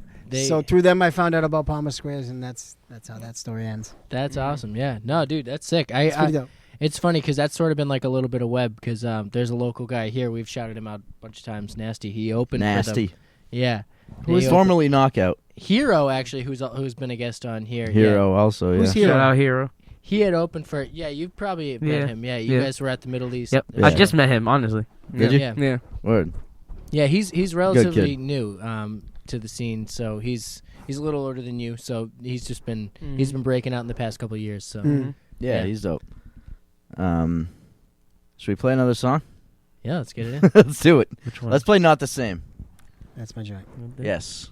That's the one. You did a little hold on, before we play it. You did a little singing on this one. Yeah. So, before this song, when's the last time you really sang on a song? Because I feel like when I listened to that one, I was like, I don't remember him singing like this. You know? I remember that shit was different. And that was a great vibe. And that's because of time. Yeah. Like literally time. Like Mature came out before Redline. Right. So it's like I feel like doing that was like it was a hit or miss because I started working on something before I started working on another piece. So in the Mature, I was trying to get into my comfortability. Yeah. And then Redline was like, all right, I hit my comfortability, but we had the thought process before time. You know what I'm saying? Of just, okay, we're going to do a project, but we just don't know what it is. You know what I'm saying? Yeah. And most of the Mature was produced by my guy, J. Rose. Shout out J. Rose. Shout out J. Rose. Shout out J. Rose. He's 508, Warren Prophecy. And I just been lucky to have the collective of help of everybody. Yeah. To kind of to producers, to people who know people, to the people who, you know what I'm saying, want to collab because we all got to do it some way, somehow, someday. To the people who will give you the right feedback. Yeah. But singing was like, I don't know. It was the I don't know in the Mature part. You know what I'm saying? Because have you heard of Blue Skies? Yes. On the album? Yeah. I was supposed to sing the Blue Skies, New Moon, but I was like, I just don't want to. Like, I'm not J. Cole. I can't do everything. Fair, yeah. So I got a female to do it, and it was dope to be in the writer behind that. To kinda, okay, I'm gonna give you something. Let's see what you're doing. And she did her part. But I don't know. I feel like I just wasn't in my bag yet with the singing, so I got in my bag with this track. With this one, yeah, you definitely did. I was like, I had to. Hell yeah. Yeah, it's definitely good to take on those singing parts yourself, but there's also that piece where maybe you hear someone else's voice might fit that. Oh yeah, right. And that's and the crazy thing is that's where the live performance comes in part. Because when you see it live, I'll have either 3 people behind me singing it with me, or someone kind of ad-libbing off of me that has a stronger voice, so you hear it differently. Right. And that's the whole point of you being like, oh, I like the live version better than I like the original version, so I want to come and see you. So that's the whole point. You know what I'm saying? So yeah, that's the whole point. Sell those tickets. Just working around on it. And like Jules was like, yo, get comfortable with it. I was like, all right, you know, I had to. Word. Let it out. Right. Not the same. Not the same. Redline EP. Beep it.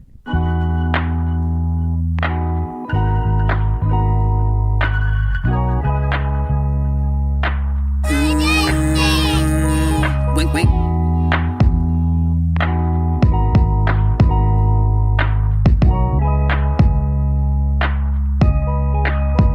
She keep talking about that same old, and I'm slaving for my dreams like I'm Django. And you crying inside, don't let that pain show. Outgrowing my haters, that's in the same boat. Now I lied so many times, I can get that. Karma's a bad gun, and it got a kickback. No communication, I guess that's what we both lack. And we splitting up and we breaking up like Kit Kats. Now conversations getting old, now that shit's whack. All the time that I done cheat, it's like a big smack. Now you giving the energy that I would give back. I wanna work on our souls, catching the big bag. Now you saying I'm acting like a bitch, that's no drag. Now I'm saying you could get up, pack your own bags. And you still worry about drama that's in the past. I know how it feels to lose something you had. I wake up every day disgusted with myself. You love my flaws and talents, but there's nobody else. I'm searching every corner, just trying to find myself. And when you left, I got no help. And baby, I'm not the same. Baby, I'm not the same. Baby, I'm not the same. And maybe you're not to blame. And baby, I'm not the same. Baby, I'm not the same. And baby, I'm not the same. Baby, I'm not the same. That was not the same. We're not the same. It's about evolution of a person in a relationship. And love and trust. Speak that's on crazy. Deja vu. But Oh man. Deja Jules. Yeah, yeah, I think that's the meaning. Yeah. You think that's the meaning? Yeah, Jules lays the foundation. You wrote it, right? There doesn't have to be a meaning, yeah. I mean, not as far as for everything, there is some, you know what I'm saying, truth into more of what's going on into the song. Like, it's just that I never have time really for relationships a while, and I'm still young, so it's like, well, yeah, I don't. You don't need that shit. What? Like, no, you got time. Yeah, I got time. Yeah. So I mean, it's important.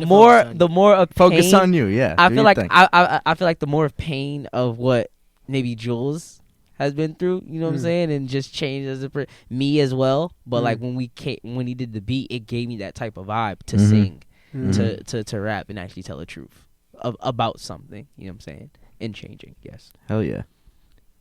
Great song. So when you're singing, I guess particularly in the booth, like I don't know if this is as common these days, but when you're going in there laying down your vocals, are you doing that with the track finished, or is there any live component to? Are there musicians with you while you're recording? No, not or do really. those happen but maybe? I want to do that more. I feel like that would be way dope. Because that's how it really was back in like 70s. Like there was live people. Yeah, like James Brown played. You know what I'm saying, live. We should definitely do something like that. Yeah, we definitely do something like that. But most of the time, like it's the beat and it's it's just a vibe. And is there, I guess, in terms of just production, does that happen separately? Like, are there live recordings prior to his? So for us with that project, the majority of things, the way we did it was either I would play him a beat or send him a beat, and it would be just like the bare bones. Like, here are the drums, here's the melody, let me know how you feel about it. Yeah. And then he would let me know, and then we would either hit the studio or he would like send me something, but it would be mostly we hit the studio and finish it there. Yeah, so for Not the Same, that was all just one straight melody and drums the whole time.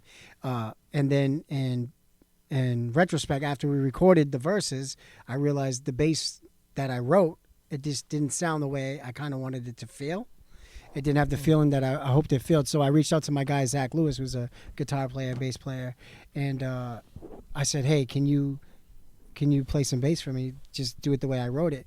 And he added like these cool tricks that only like real guitar bass players, the boom, you know what I mean? Exactly. But he played the bass lines that I wrote. Yeah. But then he added like that awesome character that a live bass player knows how to do. And he played through the whole song all the way to the end. And I literally just dropped that in the session. I synced it up. I quantized it a little bit. And just so it would line up with the drums a little bit better. And yeah, maybe I added like a cabinet on there to make it have a cool sound effect, like which he already added his own sound. But like I just wanted to kind of like add a little more texture to it. Right. And so yeah, that was post-production. And then I added some live drums that were recorded by a shout out to Shroom. Yeah. Shroom, he produces drum packs and he has his own website. You could check it out. And shout out Shroom. So I took some of his drums, his live drums that he recorded into sample packs. Beautiful. And I chopped one up and I added the drum roll at some of the sections and in the hook and added some effects to that and just brought that track to the next level. Like it started off as one steady sound and then like in post-production we kind of like turned it into a whole new thing that I like as a producer and an engineer as well. It's kind of hard to like start from the recording process always to the end and still be in love with the song a lot of the times. But for this one song particular, Not the Same, like by the time we got to the end, I liked it even more than I did when it first was done. And that's rare. That doesn't happen. Rare. Yeah. And it was so dope. I got so excited for that song. Like I was so happy with the end result in that song particularly. Yeah. Yeah, for sure. How often does that happen when you really like feel like you finish a song and you just really feel satisfied with it? Like you're like, this is something that I would listen to. You can't stop listening to it. You're just, Well, is that something that happens often, or is it? From my perspective, it's rare. But when you're a music producer and an engineer, when you actually are working on a song that you like it doesn't feel like work. Right. When you're working on a song that you hate and there's a lot of mixed match parts, then it's homework. And like the artist is trying to control the way you're doing stuff, it feels like work. Yeah. But for somebody who does what I do, it's so fulfilling when you actually like the song that you're working on. Right. Yeah. And I'm sure it might be the same thing for an artist as well, right? Yeah. It's about the same thing. I scrap a lot. I rewrite a lot. Yeah. I mean, it definitely happens. But there's times where it's like, if I got to really do something for something that's specifically for something that I have to write, it's like, oh, okay. I mean, it's more of a chore. It's more of a chore. And I feel like that's feels how like a lot of soundtracks like back in the days would be like. It would be like, okay, I got this beat, we got a production, we just need to get the artist on it to rap. And what would happen if really that artist don't like that? It's like, right, exactly. You're just gonna try to fit them into that space. Fit into that space for the soundtrack. Right, exactly. As far as for everything, I mean. Yeah, there's definitely like, I mean, not that they're really at odds, but between the business of music and artistry, it's like you sort of want to do things that sell, but sometimes what sells isn't what you're feeling. So like, like if you are with a label, like we've seen, like artists kind of end up like slaves to their label. You got to put something out like at so often, or like you got to put out a certain type of song, and like that's why that's why it always comes to a point where it's like you got to stay true to yourself at once. To like at a certain point, you just got to be like, okay, stay true to yourself. Why not? Because at the end of the day, your life can sell. You know what I'm saying? Like what you're going through can be what other people are going through. So like, and you can't be afraid to pass up on opportunities if you don't believe in that. You know what I'm saying? So it's like you got to kind of figure it out on your own. Sometimes you don't need to get a bike and put the training wheels on them. Right. How about you just ride it without the training wheels? You know what I'm saying? So like you just got to figure it out by you. You know what I'm saying? Sometimes. And like we were saying before, you're so young, you got the time to do that. Like you got the time. It's all a growth period. Like going to 2020, all I see is growth. It comes to the point where I don't even want to get older. I'd be like, I just want to live this moment right here. But like at the end of the day, that's gonna grow the craft. But it's just something like when you just mind to be like, I don't, you know what I'm saying? Like how everybody tell me, yo, stay young, enjoy it now, enjoy it while it's here. So yeah, at least you know. Yeah, you know what I'm saying. You know. I just as long as the art keeps growing. You know what I'm saying? I'm like I'm here for it. Jules, who are your biggest influences as far as producers? Oh yeah, easy. There's a lot. There's a lot. He said easy. I'll tell you right now. I got probably a handful. Okay. That really have influenced everything I do. Okay. Number one, Dr. Dre. I mean, I don't have to do 1, 2, 3. That's actually dumb for me. Yeah. But like Dre, Timbaland. Yeah. Rockwilder. Okay. Neptunes. Swiss Beats. Oh yeah, Swiss Beats. All legends. His rhythms. Just the way he. Oh man, that shit gets you going. Yep. And even to like some of the new cats like Mustard. Yep. Mustard on a beat. Hope. Love his shit. His new wave. His that helped me evolve to kind of like the next level. There are so many great producers out there right now, and producers are getting so much respect and love. Yeah. They are, and that's important. Yeah. I feel really like is. They haven't gotten enough respect historically. They're standing up on their own 2 feet and acting as labels in a lot of because a lot of these artists, they're driven by their producers. You know what I mean? Like it's like. Well, it's a lot of these artists that are popping nowadays, they'd be nothing without their producers. Yeah. So they deserve as much respect. I feel like too. It comes to a point, and this is just speaking on the artists like we have, like or rappers, but whatever the case may be. It's like we don't give the appreciation a lot. Yeah. So most of the time when people like, I feel like when people like this is a something song, I think about it like no, this is a. You know what I'm saying? Something song. Like because at the end of the day, the essence of what they put onto the beat. You would have never felt it if they would never. You know what I'm saying? Right. So yeah. So it's a 2-man game. It's not like the artist is the vocalist is more important than the producer. Yeah. Right. I mean, it seems that way because they're the one that their name's in the title. You know. Yeah. But either way it goes, he can do something I can't do. I can do something. So exactly. One hand washes the other. It's like why not? 50-50. Yeah. Yeah. You know what I'm saying? Yeah. And a lot of the songs they come out from like especially nowadays they come out from good melodies or really good drums, right? And then like the rappers go along to. So I'm not like, I would never take away from the craft of the rapper or the artist in any way. Right. I just believe it is 50-50. It is. Because you absolutely. you wouldn't have that same vibe if you didn't have that producer. And the producer wouldn't have the same vibe if they didn't have the rapper or the artist. Because for me, the song Not the Same would never have been what it is if it weren't for SeeFour getting on there and making me, now I could take it to the next level because we know how the song like sounds and what we want it to be. So how do we take it to that next level? So like, it goes hand in hand. Like one without the other, it just doesn't make sense. Right. It's a bop. How important is it to you guys to work together, to be in the same studio together when you're working on something? Always. Always. Yeah, man. It just doesn't make sense. Yeah. I think Jules is the like the most person next to my guy J Rose that we like. Okay, we got to be in the same studio type thing because a lot of that came off the vibes that we wanted for the EP. It was like we was in the same room. Some of the stuff I didn't like wrote on the spot. We recorded it on the spot, and it was like, we got it knocked out. But okay, most of the time, it's a whole vibe. Most of the time, answers part of my question. So I was gonna ask. Of course, you're going in there with verses ready and stuff like that. So are you going to... I guess a good amount of that is going to be vibed out. Like, you're going to put... Like, what percentage would you say... that I really, like, put as a written onto the track? Or I guess, like, what percentage of the verses are made up, like, while you guys are just in a session together? You decide, like, I'll say this instead. Or, I say a good... It doesn't 75%. Like so the majority you think? Yeah. Okay. Like like if there's a vibe just instantly like what song was like that? Pedals. Remember you came in with the whole story? Oh yeah. So we hit like I sent you the beat, plotline, and then you wrote some stuff. Yeah, I wrote. And then we hit the studio, and he was like, "Tell me." He started off by telling me the story. You want to share the story? Yeah. He gave me the story of what the track, like the whole story. Pedals was all off of basically. There's a kid on basically in the streets, and he looks up to a OG, which in any situation that's the person that's guiding you to either do better in your field of what you're associating with that person with, or whatever the case may be. So he was on the street and he was looking up to his OG. His OG got him killed, and the kid was just a kid. Yeah.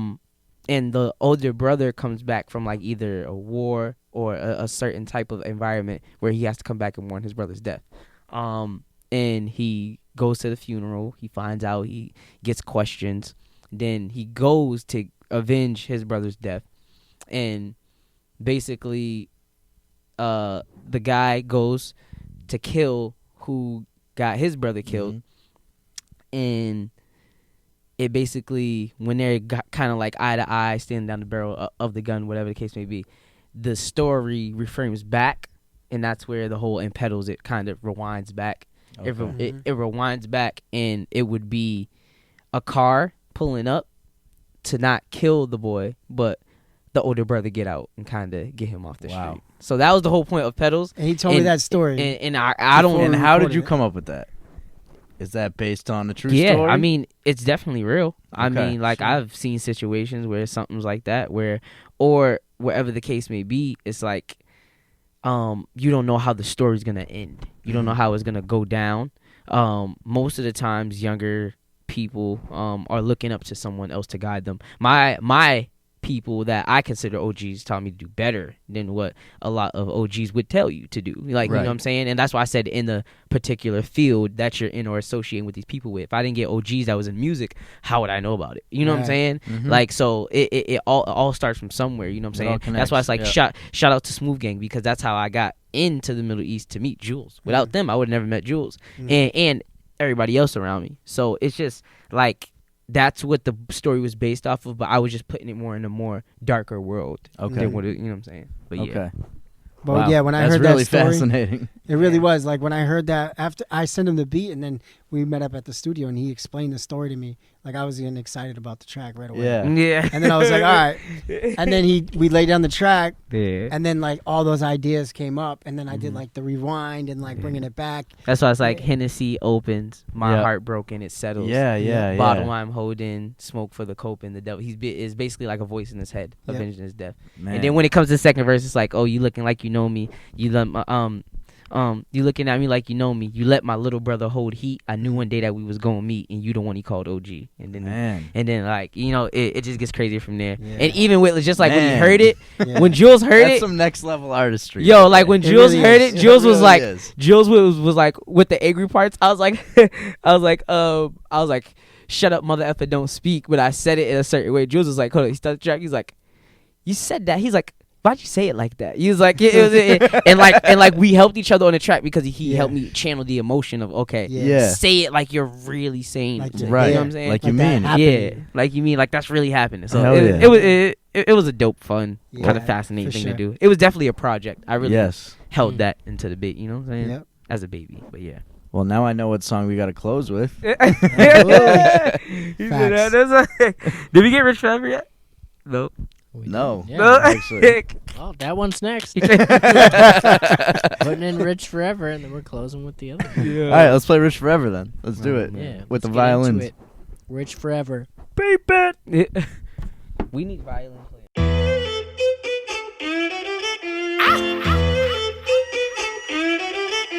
Wait.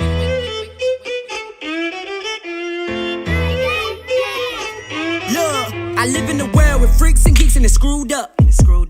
Riding around in the 6 and I gotta keep two tuck. Go to the 5 when you die and you might just get chewed up. White whip with some white rims and a white bitch. I'm a cool klux. All these people, they be wanting to fame till they get to their head. Then they start to smoke it, then they start to drink it, then they end up dead. See, I got some irony, I need some privacy, I need my bread. See, forget about credit and words how they spread. I'm trying to be fed. I'm trying to be rich forever. I'm trying to be rich forever. I'm trying to be rich forever. And they out here doing whatever. I'm trying to be rich forever. I'm trying to be rich forever. I'm trying to be rich forever. No time to get it together. Niggas try to read you like a book, but they can't even read.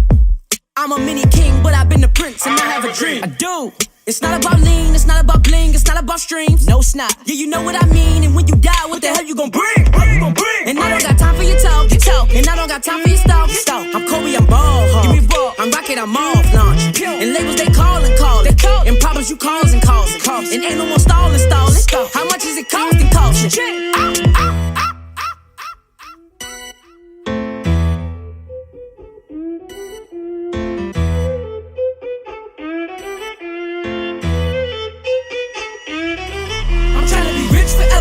I'm trying to be rich forever. I'm trying to be rich forever. And they out here doing whatever. I'm trying to be rich forever. I'm trying to be rich forever. I'm trying to be rich forever. No time to get it together. Straight I wanna be rich forever. I wanna be rich forever. That was, you guessed it, Rich Forever. It was. That's a jam right there. Love that beat. Forever, the violins. Thank you. Yeah, no, great song. Yes. That was, if I'm not mistaken, the lead single off the EP, right? Yeah. You dropped that first. Yeah, the crazy thing is that was the first time I ever did that. What? Went with a lead single. Oh yeah. So like it was I mean, dope. that's the move nowadays. Yeah, You gotta have the singles. Yeah. And it took very well.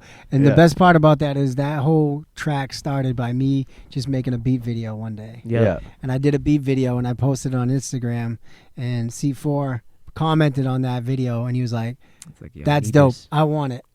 Facts. That was the exact words. Exact. That was like exact. And I said, enough said. And I literally just sent it to him right away. And then that was that. That's how that came. That's the power of the internet right there, folks. It's so dope. Reach out to and it was on Instagram. Yeah. That fast. You know? Yeah. That was actually the number one piece of advice from the LFOD panel last week was Google. They just said use Google. Like the internet is. Wait, but I thought Dart Adams is Google. He's better than Shout out Google. Shout out Dart Adams. Shout out Dart Adams. Shout out the internet. The hip hop historian of Boston.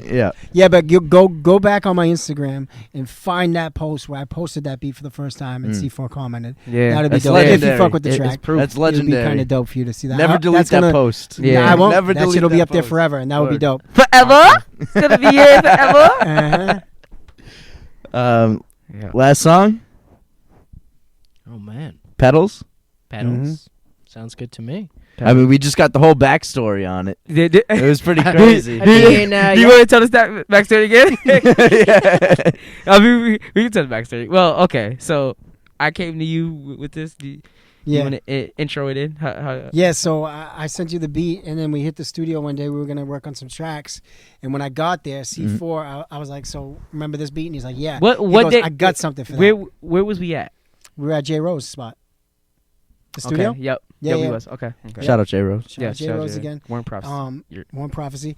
We were at his spot, and I played the beat. No, when I got there, you started telling me about it. And J. Rose, he's standing behind you. He's like, yo, Jules, you got to hear the shit, and blah, blah, blah. And I was like, all right. So I start playing the beat. No, first you told me the story, and then you told me the whole story. I start playing the beat, and you start let me hear it. Okay, yeah. And so, I already fell in love with the story already. Yeah, he was going nuts over it. So the story is that a younger, basically a kid is on the corner, basically doing mischief, and he has an OG, and basically an OG is from a standpoint is making you do better. And like I said, what particular field that you're in or associating with that person with, and he's on the corner, and there's a drive-by that happens. It's like a black car or whatever. That black car is coming to kill the OG, but kills the kid.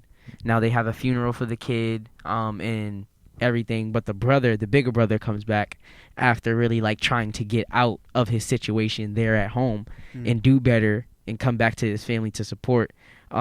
His brother dies while he's away, so he comes back to mourn his brother's death, and he asks people like, yo, what happened, what went down, and he gets his answers. And that's why in the first verse I was like live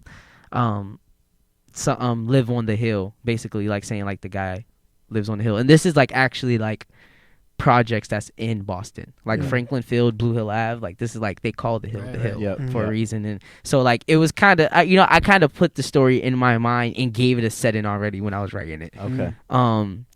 And basically he goes to confront the person that got his little brother killed, and as they're staring down like the barrel of the gun, or they're kind of in this face off, he's basically like coming at him to a point of like, okay, you let my little brother do bad, and you're supposed to lead him in the right direction. Like none of my OGs ever told me to do that or do bad or like, yo, do this. Maybe they told me, well, like, yo, I want to support you in this type of time, but like at the end of the day, me being me, I know people and I understand life comes at you hard. So at the end of the day, I don't look for you or a certain type of person for a handout, because like, you know, we're figuring it out together as we're even in the separate ages that we are, or whatever the case may be. So like my OGs never told me to do that. So like I understand how sometimes the OG can lead you in a bad way if that's what you want to do, and if that's what he's co-signing. So, but yeah, so they kind of at the staring down the barrel of the gun, and then he shoots him, and it rewinds back. The whole story rewinds back, and I was like, yo, I need the beat to rewind back. Did I tell you that? I don't think we talked about that. Or did you put it in there when I kind of? I knew that's how it was supposed to happen. How it was supposed to happen? Yeah, okay. like I knew when you were telling me that story, like these ideas were popping up, and then as I was working on the beat a little bit. So like more, basically the beat, and I worked really hard on that rewind. Yeah. The rewind was like, yo, like the whole in the studio when we did the when we did the feedback, we was in the studio at the Bridge of Sound, and like how it goes, the whole studio was just like, it was like it really put you in the spot of like, oh, then it rewinds back, and I wanted the car that's gonna pull up to kill the younger kid. it's the bigger brother getting out and kind of taking his brother off the street and telling him to do good. So it started off like you see it one way, but this is like this is the way it could have been. Alternate endings. Yeah. Like, and I learned that from like stuff like the way I've learned that is like stuff from like Grand Theft Auto, like how they have the alternate ending to stuff, or like movies. Like I was gonna ask you like what rappers, as far as storytelling, like. Who influenced you in that way? Who are the best storytelling rappers in your opinion? Nas. First one. Okay. He rapped the song backwards. Right. Like that's crazy. Right. Who else? I say Tupac was a dope storyteller. Yes. He was a dope storyteller. Kendrick is a dope storyteller. Kendrick, incredible. With Duckworth off the damn album, like that story is crazy. What else? No, he had another one on Good Kid, Mad City. He had a lot. He has a lot. He has a lot of good storytelling songs, but there's one I'm thinking of. I can't remember the name. But anyways. Yeah. Who else? I would say. Dope storyteller. Biggie was a dope storyteller. Biggie was. Mm-hmm. He I feel like that was one of his strong suits. Yeah, his to really like be descriptive about something. Yeah. And that's about it, really. I know Jay-Z's a dope storyteller. What about Immortal Technique? Dance with the Devil? Oh, that's pretty crazy. That is a crazy story. Yeah. No, that one's cliche. I'm sorry. Joyner Lucas. Yeah. That one's cliche. Oh, Joyner Lucas, Ross Cappuccioni. Yeah, that storytelling. Yeah, that's how I found about it. Yeah. Joyner had the best videos with like all. Well, that's the video that set him off. You know what's right? dope is I saw the actual like documentary about Ross before I saw the Joyner Lucas video. Oh shit! So like I was like, holy shit! See, I saw the documentary after. Like this the looks video. familiar. I'm like, where do I know this story from? Yeah. And by the end of it, I googled it and I was like, holy shit! I saw that documentary. Crazy. And this is the song about. And I was like, that was the moment for me because I was like, That's holy crazy. shit! He took this real story and turned it into a song. And like that for me, that's just dope when somebody does something like that. I remember just being mad naive because I had heard that story and then I saw the music video and I was like, this is just like that news. Oh man! I didn't even know the story. I heard the song and then I found out about the story afterwards. I was like, "What is this about?" That shit's scary. Like if you watch that documentary or whatever it was that I watched, it's pretty scary. Like you feel how that dude felt. Oh yeah, at least I did. Yeah. Like when he got shot in the car and like finding out that the dude snitched on him after too. Like who he called,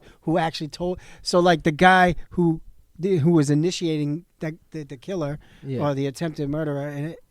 He called the cops on him when the dude said, "Yeah, I did it," which is crazy. That is. And then like dude sitting there shot in the head, and like he found some willpower in him to get up, and he survived that shit. That's crazy. Nuts, yeah. That is incredible. I'm pretty sure he's not an incredible story. I think, lasting injuries. Like I think that dude's okay. Like he doesn't seem like slow or anything. Like he seems like right. You know? Yeah, like he didn't like lose body parts. No, like, he's good. He's alive. But imagine like being in that situation, how you would feel. Like that shit just happened to you.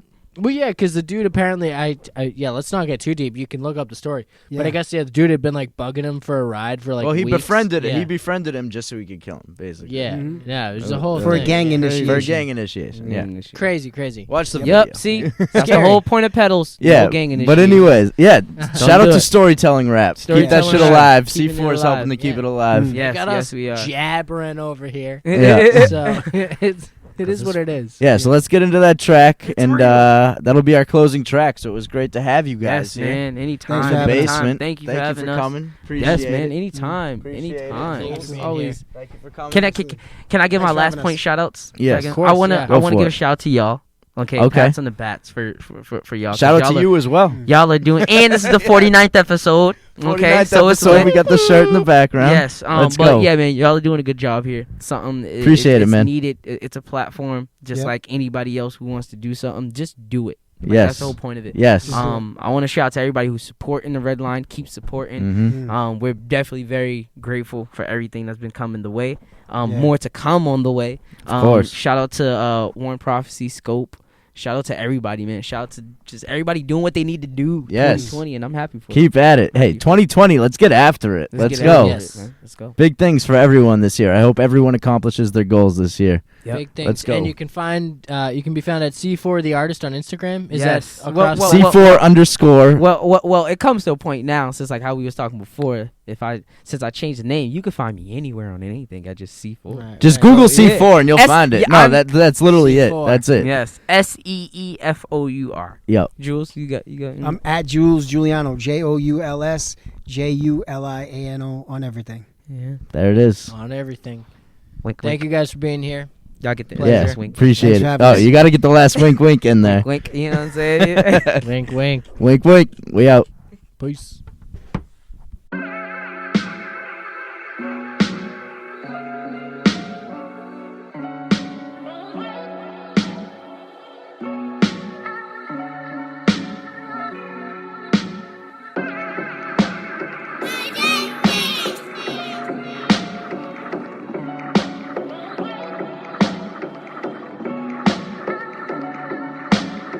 I say, Hennessy open, my heart broken, settled.